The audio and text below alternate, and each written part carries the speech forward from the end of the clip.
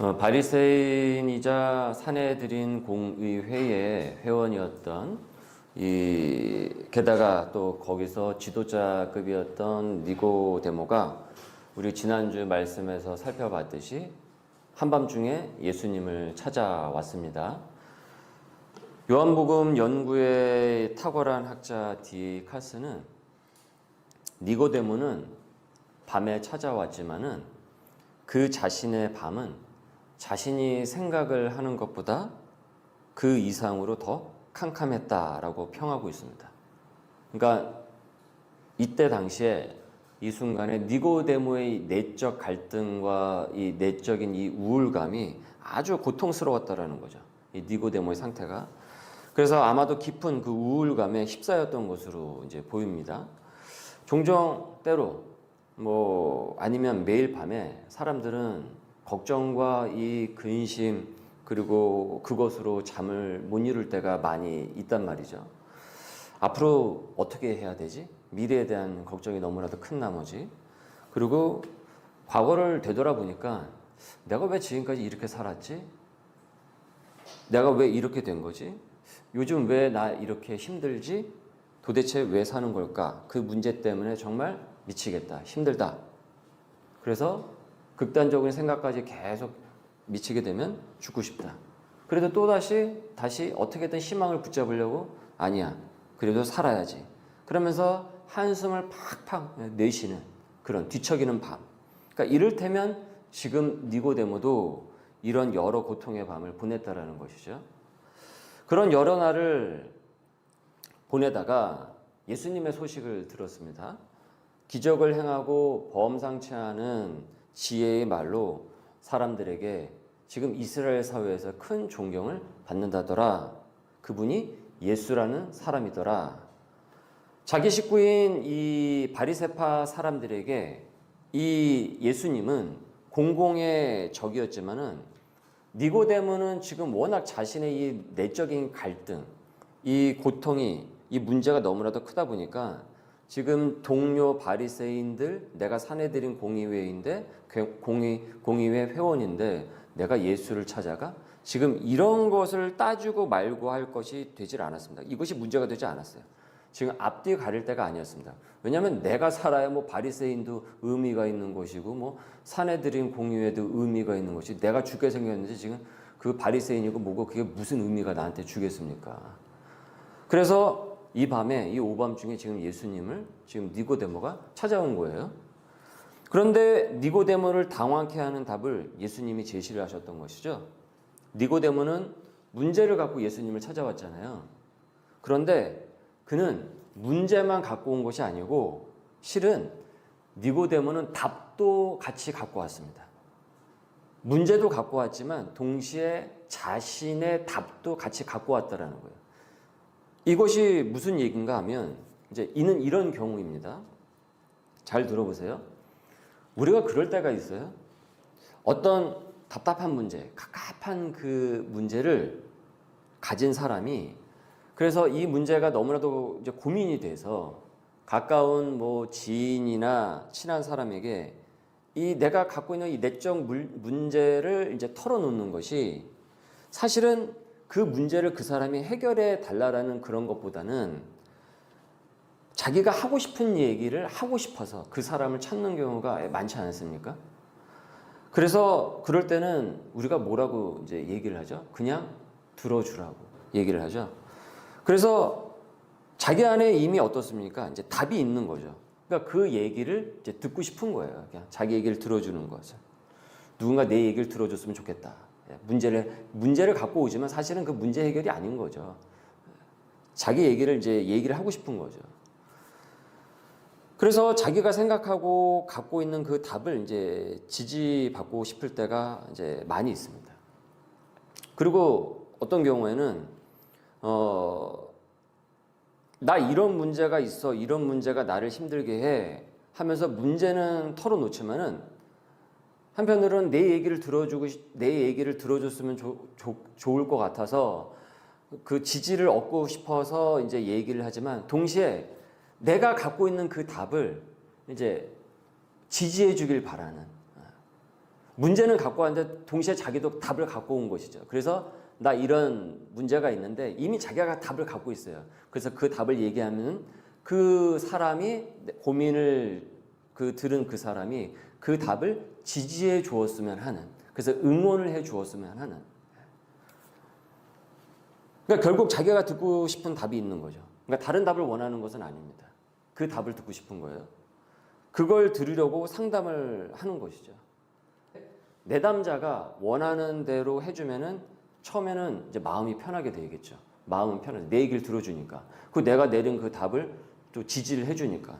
그런데 실제 문제 해결은 되지는 않습니다. 문제 해결은 되지 않습니다. 그리고 그것이 틀린 답이어도 그건 더 큰 심각한 부작용을 초래할 수가 있겠죠. 그 편했던 마음이 좀 지나면은 다시 원점으로 되돌아갑니다. 지금 이 시대의 포스트 모더니즘화된 이 시대의 세계관이 그렇습니다. 나를 항상 무슨 얘기를 해도 응원을 해주고 지지를 해주고 항상 내 얘기를 들어줄 수 있는 그 세계를 너무나도 원해요. 그리고 그에 반대되는 얘기는 자기가 듣고 싶어 하지 않는다라는 거죠. 그래서 사실 이 시대의 교회의 복음이 지금 이 시대의 사람들에게 굉장히 거부감을 일으키는 이유가 바로 여기에 있는 것입니다. 왜 그렇습니까? 교회의 복음, 기독교 진리의 세계관의 복음은 무엇을 얘기합니까? 우리에게 당신이 죄인이라는 얘기를 하거든요. 죄인이라는 얘기를 합니다. 그러니 이 시대에 자기 얘기를 들어주지 않는 것도 못 참는 이 시대가 죄인이라는 더 큰 얘기를 하니 당연히 그 복음이 거부감을 일으킬 수밖에 없는 거죠. 지금 니고데모의 상황을 보십시오. 니고데모는 문제를 예수님 앞에 털어놓으면서도 동시에 자기가 기대하는 답이 있었던 거예요. 우리가 지난주에 말씀을 살펴봤죠. 그것이 무엇이었습니까? 2절을 보십시오. 읽습니다. 시작. 그가 밤에 예수께 와서 이르되 랍비여, 우리가 당신은 하나님께로부터 오신 선생인 줄 아나이다. 하나님이 함께 하시지 아니하시면 당신이 행하시는 이 표적을 아무도 할 수 없음이니이다. 예수님을 만나자마자 지금 표적 이야기부터 꺼낸 그의 관심사가 대본에 나타나 있는 구절이다 라고 우리가 지난주에 상고했습니다. 어떻게 그런 기적을 일으키실 수 있나요? 정말 놀랐습니다. 하나님께로부터 오신 분이 아니었다고 한다면, 아니 어떻게 당신에게서 그런 능력이, 그런 일이 일어날 수 있을 수 있겠습니까? 그러면서 거기엔 가로 이렇게 생략이 되어 있는 거예요. 무슨 생략이 되어 있습니까? 그의 속마음. 저도 그런 기적을, 표적을 경험하고 싶습니다. 체험하고 싶습니다. 내게도 기적을 베풀어 주세요. 그래서 이 오밤중에 온 것입니다. 이 질문과 예수님의 답에서 우리는 그것을 보게 되는 거예요. 니고데모의 속마음을. 니고데모는 자기 문제의 근원을 이런 표적의 방식으로, 기적의 방식으로 풀어낼 수 있을 거라는 이미 답을 갖고 예수님을 찾아왔습니다. 예수님이 전에 일으킨 기적의 방식으로 내 문제, 내가 지금 이렇게 고통스러워하고 있는 이 문제가 해결해 주시지 않을까. 우리 그럴 때 있잖아요. 문제가 잘 안 풀리면 기적적으로 이 문제가 해결이 될 수 있었으면 참 좋겠다. 경제적인 문제가 있어요. 기적적으로 어디서 하늘에서 돈다발이라도 떨어져서, 아니면 우연히 로또를 사는데 로또라도 당첨이 돼서 지금 이 경제적인 문제가 해결이 될 수 있었으면 좋겠다. 이 빚을 갚을 수 있었으면 좋겠다. 기적적으로 우리 아이의, 자녀의 마음을 하나님께서, 아니면 기적이 내려서 이 아이가 확 바뀌어가지고 정말 내가 원하는 아이의 모습이 될 수 있었으면 좋겠다. 뭐 이런 방법을 우리는 항상 마음 가운데 염원하고 있잖아요. 니고데모도 그 문제에 답을 갖고 온 거예요. 그래서 표적 이야기부터 꺼낸 거예요, 지금 이 순간에. 그러나 예수님께서는 무엇이라고 얘기하십니까? 예수님께서 무엇이라고 대답하십니까? 예수께서 대답하여 이르시되 진실로 진실로 너한테 이르노니 사람이 거듭나지 아니하면 하나님의 나라를 볼 수 없다. 하나님의 나라를 볼 수 없다. 대화 주제가 급진적으로 어떻습니까? 표적에서 하나님의 나라로 옮겨가고 있죠. 거듭남과 하나님의 나라로 옮겨가고 있습니다. 니고데모는 표적을 꺼냈지만 예수님은 그 니고데모의 답을 덮으시고 그 답을 덮으시고 하나님 나라라는 답을 제시를 하신 거예요. 지금 여기서. 니고데모는 표적에서 인생의 답, 문제 해결의 답을 찾으려고 하였으나 예수님께서는 하나님의 나라, 즉 거듭남으로 그 답을 제시를 하신 것이죠. 진짜 답이 바로 하나님의 나라였기 때문입니다. 사람들이 교회를 찾습니다. 요즘은 안 찾아서 문제죠. 그래도 찾으니까 얼마나 다행이겠습니까? 사람들이 교회를 찾아요. 교회를 찾는 이유는 뭐 여러 다양각색이긴 하겠지만은 대체로 어떤 문제가 있어서 교회를 찾는 것 아니겠습니까? 어떤 문제가 있어서? 어렸을 때서부터 믿음의 가정에서 자라난 경우를 제외하고는 문제 없는 인생이 예수님을 찾는 경우는 사실은 그렇게 흔하지는 않습니다. 여러분도 주변에서 보셔서 아시겠지만 물론 그렇지 않은 경우도 있겠죠. 정말 하나님에 대해서 궁금해서 도대체 예수라는 사람이 누굴까? 구원이 뭘까? 이런 것이 궁금해서. 그러나 그것이 흔하지는 않아요. 대체로 어떤 문제가 있어서 삶의 문제, 어떤 삶에 삐걱거리는 문제가 있어서 마지막에 교회를 찾는 경우가 굉장히 많이 있어요. 그 간증들을 들어보면 우리 그간 큐티 간증해 보시면 쫙 알잖아요. 가정의 문제, 사업의 문제, 또 죄를 지어가지고 큰 문제에 자신의 그 죄의 후유증 때문에 그 삶의 바닥에서 헤맬 때 하나님을 잡는 그 일들이 있잖아요. 건강이라든지 자녀의 문제라든지 아니면 뭐 사업의 어려움, 복잡한 인생사에서 마음의 평안을 얻기 위해서 등등의 문제로 교회를 찾는 경우가 꽤 많이 있습니다. 그래서 이렇게 나열이 되는데 그리고 기대하는 게 있어요. 기대하는 것이 있습니다. 어떤 기대감을 갖고 있겠습니까? 그 문제가 내가 그 고통받고 있는 그 고민스러운 그 문제가 어서 빨리 해결되기를 원한다라는 거죠. 그리고 그것이 이왕이면 표적적인 방법으로 그리고 빨리 즉각 해결이 되기를 갈망을 한다라는 거예요. 그래서 기적적으로 그 문제가 해결될 수 있었으면 좋겠다. 그러니까 원하는 답이 어떻습니까? 대체로. 자, 각자 여러 가지 사연이 있겠지만 자기가 원하는 그 답은 다 어떻습니까? 문제도 갖고 오지만 무엇도 갖고 옵니까? 답도 갖고 오죠. 문제도 갖고 오지만 답도 갖고 온다는 거예요. 자기가. 그 답을 갖고 온다고. 이게 되면 내가 내 인생에서 구원을 받을 수 있을 거라 생각을 한다는 거죠. 그 문제의 해결이 중요한 거죠. 그런데 여러분, 만일 그 문제가 해결이 되면 어떻게 되는 겁니까? 그 문제를 해결이 됐어요. 그럼 그 다음은 어떻게 됩니까? 해결이 되었으니까 이제 끝난 것인가요? 끝난 건가요? 몸에 이상이 있어서 병원에 갔어요. 약을 지었어요. 그리고 다 나았어요. 그럼 병원에 갈 이유가 있습니까? 없습니까? 병원을 왜 갑니까? 다 나았는데 병원을 뭐하러 가요? 의사가 이제 오지 마세요 라고 얘기하지 않아요? 그러다가 다시 몸에 병이 생겼어요. 그러면 다시 또 병원에 또 찾아가는 거죠. 약을 먹었어요. 나았어요. 그럼 병원 갈 일 또 없죠. 여러분, 교회도 이런 병원과 같습니까? 하나님과 우리의 관계가 환자와 의사의 관계처럼 이런 식으로 형성이 되냐라는 거예요. 문제 해결 갖고 해결해주고 그다음에 소강 상태 다시 접어드는 식으로. 문제 생기면 다시 찾고 해결되면 다시 소강 상태가 되고 그것이 교회냐라는 것이죠. 그게 기독교의 전부냐라는 거죠. 교회는 사람을 지으신 하나님의 본래 목적과는 달리 인간이 자기 멋대로 살아가서 방향을 상실해가지고 인생의 방향을 상실한 그 이들이 다시 삶의 목적지라는 그 하나님을 향해서 갈 수 있도록, 그래서 그 하나님이라는 관역의 0점이 딱 조절이 될 수 있도록 인도하는 것, 이끌어내는 것이 교회의 역할인 것입니다. 그래서 이 땅에 교회를 허락하여 주신 것이에요. 이것이 첫째 교회됨의 목적입니다. 하나님의 나라는 바로 그 0점 조절이에요. 화살 쏘잖아요. 양궁. 좀 있으면 이제 올림픽 시작인데. 그러면 거기에 10점 딱 꽂히면 10 되는 것 아닙니까? 그 하나님의 나라는 그 관역을 향할 수 있도록 이끌어내는 것이 교회의 역할이라는 것입니다. 이 조절이 잘못되면요. 이 조절이 관역을 벗어나게 되면은 그것이 죄가 되고 그것이 후유증이 돼요. 그래서 죄의 원어인 하마르티아는 관역을 벗어난 인생입니다.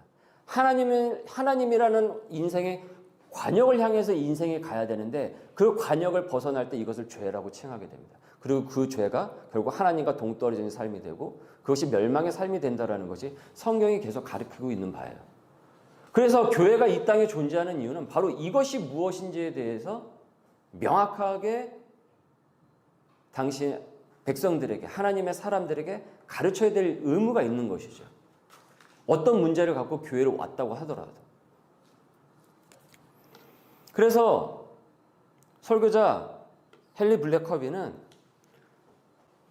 영원한 삶을 바라보는 안목이 없으면은 하나님의 뜻을 도무지 이해할 수 없다라고 얘기를 했습니다. 영원한 삶을 바라보는 그 안목이 있지 않고서는 하나님의 뜻을 도무지 이해할 수 없다. 앞에 급급한 내 문제만을 바라보고서는 하나님의 뜻을 영영 이해하지 못한다는 거죠. 어떤 저희와 동기를 가지고 교회에 왔던 간에 하나님 앞에 왔던 그리고 어떤 답을 원하던 간에 그것은 하나님 나라에 대한 안목이 먼저여야 된다는 거예요. 니고데모가 이 관심을 쏟는 대로 이 표적에 관심이 많았잖아요. 지금 이 니고데모는 기적에 관심이 많잖아요. 그래서 이 기적을 관심을 갖고 있는 대로 그래서 예수님이 그것을 받으셔서 이 사람의 그냥 그대로 그 성향을 그대로 받으셔서 표적적인 방식으로 예수님이 그를 이끌어내셨다고 한다면 그는 얼마 못 가서 또다시 상심과 낭망에 빠질 것입니다. 왜냐하면 인생을 살아가는 건 항상 문제의 연속이거든요. 그렇지 않습니까? 예수님은 그 주제가 오밤중에 찾아온 니고데모에게 필요한 근본적 해결책이 아님을 아셨던 거예요. 그 표적으로 얘가 해결되는 것이 아니다라는 것을 아셨던 거예요. 그는 표적에 관심을 두고 왔지만은 주님은 하나님 나라라는 근본적인 그 해결책을 제시하신 것이죠. 즉 그가 기대한 답은 아니었죠. 그가 기대한 답은 아니었지만 예수님께서는 진짜 답을 얘기하신 것이죠. 그래서 진짜 구원이 바로 여기서 일어나게 됩니다. 사실 니고데모는 살고 싶어서 온 거예요. 죽고 싶어서 온 게 아니고요. 살고 싶어서 예수님 찾아온 거예요. 죽을 것 같은 거예요. 밤중에. 그럼 어떻게 해야 살 수 있지? 근데 이 사람은 알고 있는 게 뭡니까? 기적, 표적 이런 걸만 알고 있는 거야. 내 인생에 어떤 게 기적과 같은 일이 일어나서 내 인생이 좀 구원받을 수 있었으면 좋겠다. 근데 그걸 행한다라는 게 예수님이라고 자기는 들은 거예요. 그래서 이 오밤중에 예수님 찾아온 거예요. 그래서 예수님, 내게도 그런 기적 좀 베풀어 줄 수 있을까요? 이 요구를 한 것입니다, 사실은. 그게 구원이라고 생각을 한 거예요. 자기 인생이 구원받을 수 있다고 생각하고. 그러면 내가 살 수 있을 거라고 생각을 한 거죠. 빚을 많이 주고 망했어요. 사업이 망했어요. 근데 이게 해결이 되면 내 인생이 구원을 받을 수 있을 거라 생각을 한 거죠. 내 건강이 깨끗하게 치유가 다 됐어요. 그러면 이것만 해결되면 내 인생이 구원받을 수 있을 거라 생각을 한 거죠. 이 취직을 해서 막 이력서를 엄청나게 많이 썼어요. 내가 이 취직만 되면, 내가 이 회사 취직만 되면 내 인생에 구원이 올 건데, 내 인생에 밝은 빛이 올 것인데. 근데 우리 일 많이 해보셔서 아시지 않습니까? 취직을 했는데 그 다음 주에 어떤 일이 벌어질지. 지금 공무원 그렇게 열심히 공부해가지고 공무원을 합격을 했는데 공무원 퇴사율이 많다라고 하고 있죠. 여러분 그 공무원 되기 위해서 얼마나 열심히 공부하고 간절히 원했겠습니까? 근데 현실 또 다른 문제인 거예요. 그러니까 문제는 문제의 연속이라는 거죠. 공무원에 합격했다고 해서 그것이 인생의 진짜 진정한 구원을 가져다 주는 것이 아니었다라는 거예요. 그게 천국을 가져다 주는 것이 아니라는 거죠.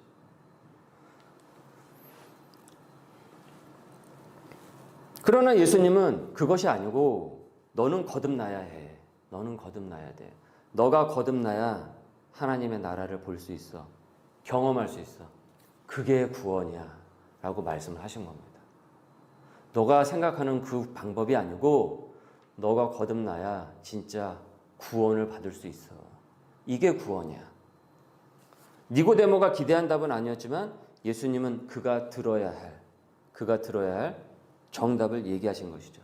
이것이 바로 예수님이 표적을 많이 행하셨지만은 우리 복음서에서 보시지만 표적을 많이 행하셨지만 그것을 전면적으로 자신의 사역의 광고로서 내세우시지 않으셨던 이유입니다. 그래서 예수님께서 기적을 행하셨지만 때로 어떻습니까? 자리를 일부러 많이 피하시죠. 그리고 기적 때문에 사람들이 쫓아오는 것은 어떻습니까? 경계하시죠. 주의하시죠. 바로 이런 이유입니다. 기적으로 사람 몰이하지 않으셨다라는 거예요. 이단 사입의 특징이 바로 이것입니다. 결이 달라요. 이것으로 사람 몰이를 하는 거죠. 그러면서 사람들 호주머니에서 불필요한 헌금을 잡고 강요를 하고 집문서 팔고 빚지게 만들고 그래서 자기는 호의호식하고 그것이 이단 사입의 전형적인 문법 아닙니까?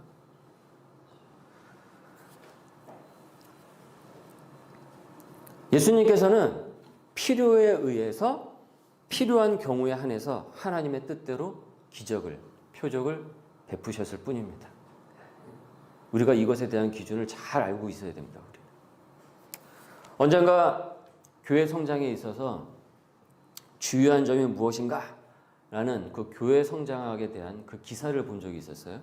제가 그 기사를 보고 기가 막히기도 하고 참 코가 막히기도 하면서 한편으로는 이게 현실이구나 하면서 혀를 찼던 기억이 있습니다. 그 중에 몇 가지를 말씀을 드리면은 첫 번째, 교회가 성장하려면 주차장 시설이 잘 돼 있어야 된다. 이 마이카 시대인데 이 주차장 시설이 안 돼 있으면 교인들이 오기가 너무나도 곤란하다라는 거죠. 그리고 키즈 놀이방처럼 젊은 부부들이 아이를 맡길 수 있는 유아시설, 어린이 시설이 잘 되어 있어야 된다. 그리고 언제든지 편안히 차나 커피를 마실 수 있도록 카페 시설도 돼 있어야 된다. 현대인들이 또 피곤하기 때문에 얼마나 일주일 동안 피곤하면서 사는가. 그래서 교회에서 자꾸 부담되는 메시지를 주면 안 된다. 특히 천국, 지옥, 십자가 이런 얘기들은 적게 하고 위로와 감동적인 이야기처럼 그런 어떤 편안한 메시지, 그래서 심리적으로 편안한 마음을 줄 수 있는 그런 메시지가 계속 있어야 된다. 이것들이 이제 제가 몇 가지만 말씀을 드린 건데 쭉 하면서 분석을 해가지고 쭉 나열을 했어요. 여러분 만약에 이런 것이 교회를 다니게 되는 중요한 이유라고 한다면 그 속에는 거듭남이 없는 것 아니겠습니까? 그렇지 않습니까? 만약에 그것이 중요한 문제라고 한다면 저는 왜 교회를 다녀야 되는지 모르겠습니다. 그런 시설이 잘 되어 있는 레저타운을 이용하는 게 훨씬 더 재밌는 것 아니에요? 더 즐거운 것 아니겠습니까? 그 교회는 거듭나지 않은 거예요. 그건 그저 종교생활 하는 것이죠. 문화생활 하는 것이죠. 설교가 아니라 심리학 개론 강의하는 것하고 전혀 다를 바가 없습니다. 아니 설교가 복음의 메시지가 되어야지 심리학 개론 강의가 돼서는 안 되는 것 아니겠어요? 그것은 하나님의 나라를 사는 것이 아니죠. 교회가 그렇게 사람들을 이끌면 하나님 못 만나고 교회가 모두를 지옥행 열차로 태워가고 있는 거예요. 그래서 지옥철이 되는 거예요. 교회는 천국행 열차가 되어야지 지옥행 열차가 돼서는 안 되는 거잖아요. 우리 어린이 찬송가 중에 그런 찬송 기억하시죠? 나는 구원 열차 올라타고서 하늘 날아가지요 빵빵. 그 찬양 기억하시죠? 하도 오래된 찬양에서 기억이 안 나십니까? 나는 구원 열차 올라타고서. 교회가 구원 열차가 되어야 될 것 아니겠습니까? 그럼 하나님 나라의 복음을 담대하게 전할 수 있어야 되죠. 교회의 목적은 바로 하나님을 만나도록 주선하는 거예요. 그것이 목적인 것이에요. 거기에 모든 것을 쏟는 것입니다. 교회 성장이라는 명목하에 주차장 시설, 무슨 시절 이것이 목적이 되면은 교회가 산으로 가게 됩니다. 물론 우리 교회는 주차장이 매우 크죠. 우리 교회는 주차장이 매우 크지 않습니까? 다만 그게 우리 게 아니고 이제 책 박물관 것이라는 거, 그리고 돈을 좀 내야 된다라는 불편함이 있지만 어쨌든 이런 시설이 교회의 어떤 그 성장을 이끌어가고 부흥을 이끌어간다라는 목적이 될 수는 없는 거예요. 그럼 여러분은 이제 말씀을 지난주에 이어서 오늘 딱 들으시면서 혹시 내면속에 여러분 속에 이런 질문이 있으실지 모르겠어요. 그러면 주님께서는 우리에게 표적은 베푸시지 않는가? 주님은 우리에게 표적은 베푸시지 않는가? 여러분 그렇습니까? 여러분 그렇습니까? 그러세요? 저는 결코 아니라고 생각합니다. 저는 저의 삶 속에서 보여주신 사건들은 제가 하나님을 더 확신하게 하는데 하나님께서 그 사건을 통해서 제게 말씀을 해주신 부분들이 많이 있습니다. 저에게도. 병이 치유가 된 것, 매우 중요한 그 인생의 그 앞길의 길목에서 헤맬 때 인도하신 그런 사건들. 생각지도 못한 글을 펴도록 인도하신 것. 그리고 뭐 언젠가 시간이 됐을 때, 기회가 됐을 때 말씀드릴 군대에서 귀신이 쫓아나온 사건 등등. 예, 그런 여러 가지 일들을 제게도 보여주셨어요. 그러니까 정말 귀한 은혜의 표적을 제게 보여주시고 베풀어 주셨어요. 우리 교우분들도 작건 크건 있으시리라고 생각을 합니다. 그리고 앞으로도요, 하나님께서 필요에 따라 우리에게 그 선물을 베푸실 것입니다. 여러분 기대하십시오. 그리고 여러분 그것을 놓고 간절히 기도하십시오. 여기서 아멘을 많이 하시는군요. 예, 이러나 저러나 감사합니다. 예, 아멘 하면 됐죠 뭐. 다만 여러분 균형을 잃지 마시고 하나님 나라의 우선순위를 명확하게 하십시오. 예. 선물에 지나치게 취하시지 마시라는 거예요. 그 선물을 주시는 하나님을 바라보시라는 거죠. 이미 우린 구원이라는 큰 선물을 우리에게 하나님께서 보여주시지 않았습니까? 하나님 나라를 더 열망하도록 말씀으로 알려주세요. 그리고 여러분 이것을 더 열망하시고 감사를 하십시오. 니고데모가 원하는 답은 표적이었으나 예수님은 진짜 표적인 하나님의 나라로 그에게 선물을 주셨죠. 진정 구원은 거듭나서 하나님의 나라를 경험을 하는 것이에요. 이것이 진짜 표적이 됩니다. 우리는 은혜가 필요하고 지금 내 직장, 일터, 학교에서 어떤 일, 중요한 프로젝트, 내 가정의 여러 일들, 병마를 이길 수 있는 등등 주님께 기도하고 답을 구하는 찾는 열망이 필요해요. 그것이 반드시 필요합니다.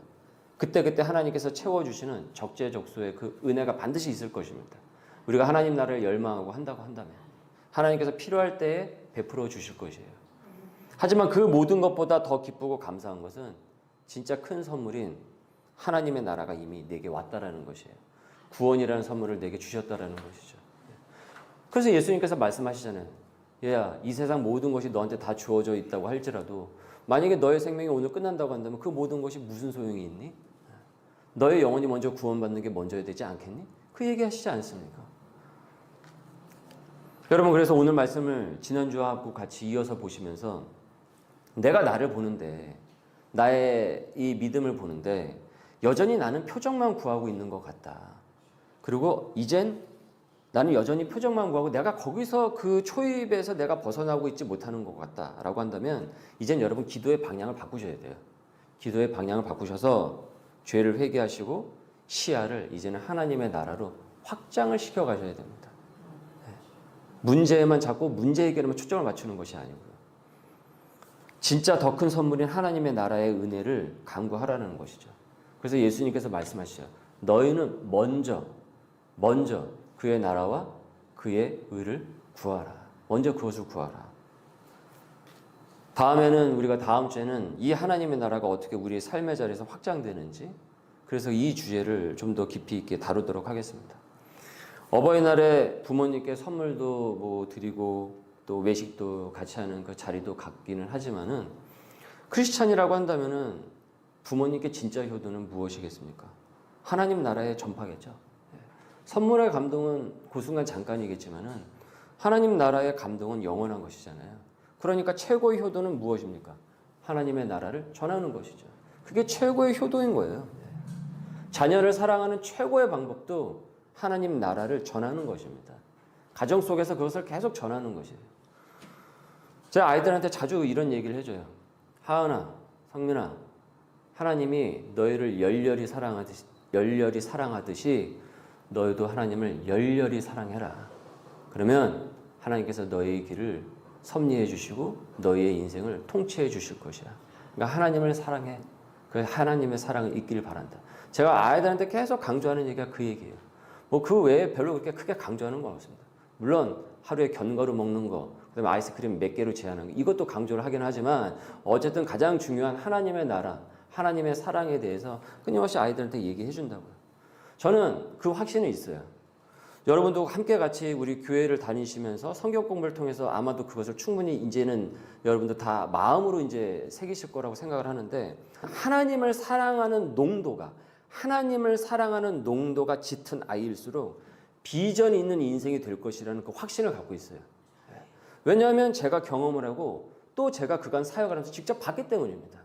맹한 아이가 하나님을 사랑하면서 또 맹하지 않은 아이가 되는 거예요. 비전 있는 인생이 되는 거예요. 주변에서 무슨 얘기가 이제 그 필요가 없어요. 의미가 없어요. 왜요? 하나님을 사랑하는 아이는 하나님의 뜻대로 갈 수밖에 없거든요. 그러니 이런 확신이 있는데 어떻게 이것을 나의 자녀들에게, 우리 새끼들에게, 내가 너무나도 사랑하는 새끼들에게 이것을 전하지 않을 수가 있겠습니까? 자녀가 복받는 길인데 마다할 이유가 없는 것이죠. 그러니까 우리 자녀를 향해서 마음껏 축복을 해주세요. 그리고 부모님께 그 복음의 하나님의 나라를 전하십시오. 니고데모는 예수님과 이 만남 이후에 표적을 쫓는 인생에서 하나님 그분 자체, 예수 그리스도 그분을 쫓는 인생으로 변모하게 돼요. 그리고 거듭나게 됩니다. 여러분, 거듭남이라는 것이 무엇이었습니까? 우리 지난주에 살펴봤죠?